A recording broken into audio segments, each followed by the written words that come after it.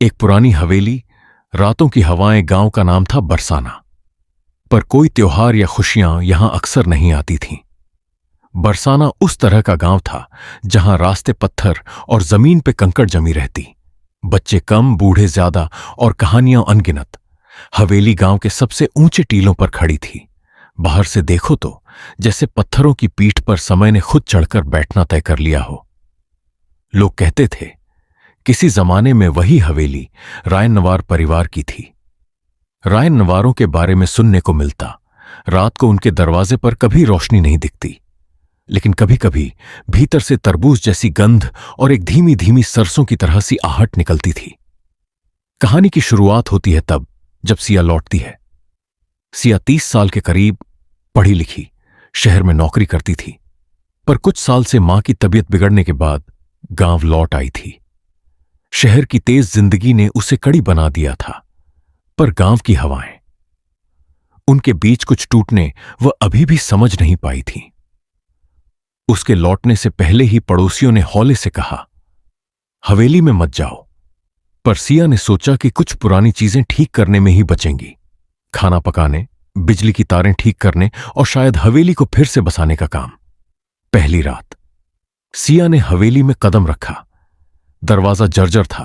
घुसते ही लकड़ी की खुशबू और धूल का एक गाढ़ा परत गले में अटक गया। भीतर सब कुछ उसके दादा के फोटो और पुराने रेहड़ियों जैसा था। एक बड़ी दर्पण, झाड़ियां और दीवारों पर तेल के दाग। उसने रात वहीं रुकी। गांव के बिजली विभाग की दूरबीन सी रोशनी में हवेली का कोना भी डराने लगा। पर वह ठान चुकी थी, जो टूटना है टूटेगा नहीं तो उसे लगाना होगा। रात करीब 1 बजे जब सब सो गए थे, सिया को लगा कि ऊपर से कोई हल्की सी सरसराहट आ रही है, जैसे कोई शॉल सी हवा अंदर से खिसक रही हो। उसने टॉर्च जलाई और ऊपर की ओर देखा। सीढ़ियां पुरानी, हर तीसरी सीढ़ी पर एक दरार। वह चढ़ी। ऊपर पहुंचते ही एक छोटा कमरा था। दरवाजा अंदर से बंद था। कमरा और फोटो। दरवाजे को धक्का दिया तो फर्श पर चाय के दाग, एक टूटी हुई झूला और दीवार पर एक बड़ी तस्वीर मिली। उस तस्वीर में रायननवार परिवार चारों ओर बैठे थे। पर बीच में जो लड़की थी, उसकी आंखें कुछ विचित्र थीं। सिया को लगा जैसे तस्वीर उसे घूर रही हो। उसने तस्वीर निकाली, वापस दीवार पर रखा और तभी कमरा हल्का सा ठंडा हुआ। किसी ने कहा, अच्छा करती हो, पर आवाज ईंटों की तरह थी, न तो पूरी और न ही बिल्कुल खाली। सिया ने मुड़कर देखा, कोई नहीं। उसने दरवाजा बंद किया और नीचे उतर आई। गांव की बातें। अगले दिन गांव के बूढ़े चौधरी से बात हुई। चौधरी ने बताया, वह हवेली में एक बेटी थी, नाम था मीरा। मीरा के साथ कुछ हुआ था। लोग कहते हैं कि उसने खुदकुशी की, पर कुछ कहते हैं कि उसे हवेली ने खा लिया। चौधरी की आंखों में वह डर भी था, और फिर भी जैसे कहानी सुनाने में उसे मजा आ रहा हो। सिया ने सोचा, मीरा की कहानी में कुछ तार तार है और उसे पता लगाना है कि क्या सच था। पुराने पत्र। सिया को हवेली की एक पुरानी अलमारी मिली। उसमें से एक बंडल पत्र निकला, कच्चे कागजों पर लिखे कुछ पत्र, जिस पर स्याही अगले दिन रह जाती। पत्रों में लिखा था मीरा के खत, उसके लहजे में दर्द की धारा। उसने लिखा था कि उसे घर में कुछ देखता है। रात में खिड़की के बाहर एक परछाई आती है और कभी कभी दर्पण में उसका चेहरा बदल जाता है। सिया पढ़ते पढ़ते ठिठक गई, क्योंकि पत्रों की तारीखें उसके दादा के जमाने की थीं और हर पत्र के आखिर में सिर्फ एक शब्द था, रुक। पहली असल घटना।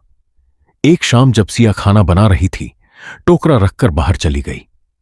लौटकर आई तो घर के दरवाजे पर छोटे छोटे पैरों के निशान थे, जैसे किसी ने मकड़ी की तरह हल्की चाल से कदम रखे हों। निशानों की दिशा हवेली की ओर बढ़कर रुकती थी। सिया ने उन निशानों को फॉलो किया। वे सीधे उसी कमरे की ओर जा रहे थे जहां मीरा की तस्वीर थी। कमरे में पहुंचकर उसने देखा कि तस्वीर थोड़ी सी झुकी हुई है और दर्पण के शीशे पर कुछ लिखा हुआ था, पर वह शब्द उल्टा था, जैसे किसी ने दर्पण के पीछे से लिखा हो। उसने शीशे पर उंगली चलाई और महसूस किया, गर्म खून सा चिपकन नहीं, पर एक ठंडी आहट। उस रात दर्पण से एक टूटी हुई हंसी सी सुनाई दी, बहुत धीमी, मानो किसी को घुटने के बल बैठाकर हंसाया जा रहा हो। रातों का सिलसिला हफ्ते के भीतर रुकने के बाद भी सिया ने देखा कि रातें असामान्य हैं। किसी ने दीवारों पर लाल मिट्टी से लिखी रेखाएं खींच दी हैं। खाने की चीजें जगह बदल जाती हैं और सबसे अजीब, हवेली के घुटन में एक धीमी धड़कन सी थी, जैसे कोई अंदर ही अंदर हाता रहा हो, पर वह महिलाओं की तरह नहीं। ये आवाज मानो जमीन की या किसी पुराने दर्द की थी। गांव वालों ने कहा, हवेली खुद बात नहीं करेगी, पर जो जिंदा है वो घूमेगा। पर सिया को किसी तार की जरूरत थी, क्योंकि मीरा की कहानी सिर्फ डर नहीं, एक अनसुलझा सिलसिला थी। मीरा की दोस्त सिया ने एक पुराने रिश्तेदार से बात की, रामदा। रामदा ने बताया कि मीरा अकेली नहीं थी, उसकी सबसे अच्छी दोस्त थी नंदिनी। नंदिनी हवेली की दहलीज के पास रहती थी, पर कुछ सालों से गांव छोड़कर भाग गई थी। रामदा के अनुसार नंदिनी ने आखिर में कहा था, हवेली में कुछ लेना देना है, पर जो भी है उसे किसी ने यहां छोड़ा था। सिया ने नंदिनी का पता लगाया, वह शहर में रहती थी। नंदिनी से मिलने पर उसने बताया कि मीरा एक रात गायब हो गई थी। लोग कहते थे कि उसने नदी में कूदकर जान दे दी, पर नंदिनी का कहना था कि मीरा ने किसी घोर ताकत से सामना किया था। किसी ने उसके चेहरे को उससे छीन लिया था। दर्पण का राज। नंदिनी ने बताया कि हवेली का दर्पण खास था। वह दर्पण कभी खाली नहीं रहता था, हमेशा उसमें कुछ परछाई रहती थी। दर्पण को लेकर एक लोक कथा थी। कहते हैं कि दर्पण से गुजरती परछाइयों का एक कतार बनती है। जो इसमें अटक जाए उसकी आत्मा हवेली में बंध जाती है। नंदिनी ने बताया कि मीरा ने भी ऐसा ही कुछ लिखा था। दर्पण ने मुझसे चेहरा मांगा। वो वाक्य सुनते ही सिया की त्वचा पर सिहरन दौड़ गई। स्वप्न और सच। सिया ने एक प्रयोग किया। उसने दर्पण को कवर कर दिया और रात भर जागकर उसमें देखने की ठानी। आधी रात को जब उसने कवर हटाया, दर्पण खाली लगा, पर शीशे में उसकी अपनी परछाई पीछे की दीवार पर खेल रही थी। पर धीरे धीरे परछाई उभरकर एक और रूप ले रही थी। एक लड़की का बदला हुआ चेहरा, जो एक बार मुस्कुराया और फिर मौन। सिया ने अभी शब्द नहीं कहा कि दर्पण पर एक नेत्र लिख सा दिखाई दिया, जैसे किसी ने उसके सामने किसी चीज का नाम लिखा हो, पर उसने उसे पढ़ा नहीं। फिर दर्पण के बाहर एक सर्द हवा चली और कमरे की दीवार पर नाम उभर आया, मीरा। लड़ाई का प्लान। सिया ने ठान लिया कि वह दर्पण को टूटेगी।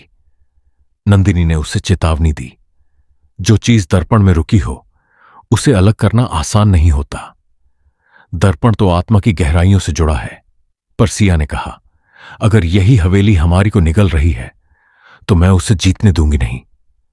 उसने दर्पण को ताजा मिट्टी से घेरकर मंदिर की घंटी से आवाज निकालने की योजना बनाई। आखिरकार लोक कथाओं में शुद्ध की धुनें काम करती हैं, पर दर्पण को तोड़ना किसी शक्ल में पारंपरिक नहीं था। दर्पण तो सिर्फ शीशा नहीं, उसके पीछे कुछ हवा जैसी चीज भी थी। टूटने की रात। रात को सिया ने सभी खिड़कियां बंद कर दी, मंदिर की घंटी रखा और दर्पण को बीच कमरे में रखा। उसने मिट्टी, गाय की पूंछ और एक पुराना बंगला का ताबीज तैयार किया। नंदिनी थी, रामदा था और कुछ गांव वाले भी। जब घंटी बजने लगी, धीमी धीमी दर्पण के अंदर की परछाइयां उफुफ कर उठीं। दर्पण का शीशा धीरे धीरे काली रेखाओं से भर गया, जैसे किसी ने उस पर लंबे लंबे बाल उगाए हों। फिर दर्पण से आवाज निकली, क्यों? लेकिन आवाज मीरा की ही लगती थी। सिया ने एक स्टनिंग सा झटका दिया और हट के साथ शीशा भेद दिया। शीशा टूटा, पर केवल उससे चिल्लाहट नहीं निकली, बल्कि एक लंबा धीमा चीख जैसा फूट पड़ा। हवा बाहर निकली और एक अजीब ठंडक कमरे को भर गई। सबने दर्पण के टूटने पर खुशी का एहसास किया, पर उसकी जगह पर जो निकला वह खुशी नहीं थी, एक परछाई जिसे अब गला छिलने जैसा दर्द था, और वह हवा में लटक कर जमीन पर गिरती हुई दिखाई दी। अंत में सच। पर वह परछाई जब जमीन पर गिरी तो उसकी शक्ल बदलकर एक छोटी बच्ची बन गई, मीरा। वह जिंदा लगने लगी। सिया ने उसे उठाया, पर मीरा की आंखों में कुछ और ही था, एक खाली सोना जैसा। उसकी आवाज अब मानो हवेली की दीवारों से आ रही थी। मैंने मांगा था पर कोई नहीं दिया। सिया ने समझा, दर्पण ने मीरा को वापस दे दिया था, पर साथ में हवेली ने भी अपनी भूख ताजा कर ली थी। मीरा ने आखिर में कहा, जो लोग दर्पण से चेहरा मांगेंगे वे भी दर्पण को दे देंगे। ये सुनते ही सिया का दिल जम गया। नंदिनी ने चीख मारी, हवेली हमारे ऊपर निगाह डाल रहा है, वह नया चेहरा ढूंढेगी। और तभी दर्पण के टूटने पर हवेली की दीवारों से एक दरार निकली और मिट्टी से आवाजें आने लगीं, सदियों के रोने जैसे। चयन, अब दो रास्ते थे, मीरा को जाने देना या उसे बचाने की कोशिश करना। सिया ने फैसला किया कि अगर हवेली की भूख कभी मिटेगी तो उससे किसी ने सच्चे दिल से माफी मांगकर और उसे हवेली के बाहर निकालकर ही शांत किया जा सकता है। उसने मीरा से कहा, बताओ किससे मांगी थी तुमने अपना चेहरा? मीरा की आंखें भर आईं। मैंने मांगा था सच्चे प्यार का, पर हवेली ने उसे चेहरे में दे दिया और उसकी कीमत मांगी। समापन, सिया ने गांव वालों के साथ मीरा के लिए एक छोटे से पूजन का आयोजन किया। बाखूबी नहीं, पर इरादों में सच्चाई थी। उन्होंने दर्पण की जिंदा टुकड़ों को जमीन में गाड़ दिया, ऐंटे प्रकार मंत्र पढ़े और मिट्टी में नर्म नर्म सी मिट्टी चढ़ाई। मीरा ने धीरे धीरे मुस्कान दिखाई, पर मुस्कान में जैसे कोई और भी साया था। हवेली के ऊपर एक हल्का सा सन्नाटा छा गया। गांव वाले कहने लगे, आज तो शायद चैन मिले। पर सिया समझ गई कि हवेली का दर्द खत्म नहीं हुआ। यह कुछ समय के लिए शांत हुआ था, पर भूख कभी पूरी तरह मिटती नहीं। वापस जाते हुए सिया ने आखिरी बार दर्पण के जले हुए टुकड़ों की तरफ देखा। वहां मिट्टी के ऊपर किसी ने कुछ लिखा था, छोटी छोटी उंगलियों के निशान, और उनके नीचे एक शब्द साफ था, वापस। सिया की नजर हटते ही हवा फिर से चली, बहुत मुलायम, पर उसमें अब भी एक पुरानी भूख थी। कहानी यहीं खत्म नहीं होती। बरसाना के लोग अब भी रातों में सुनते हैं कभी कभी एक छोटी सी हंसी, और कभी कभी एक लड़की की धीमी गीत जैसी सिसक। जो भी हवेली के पास जाता उसकी परछाई मिलती और दर्पण की कहानी फिर से फूंक सी मारने लगती।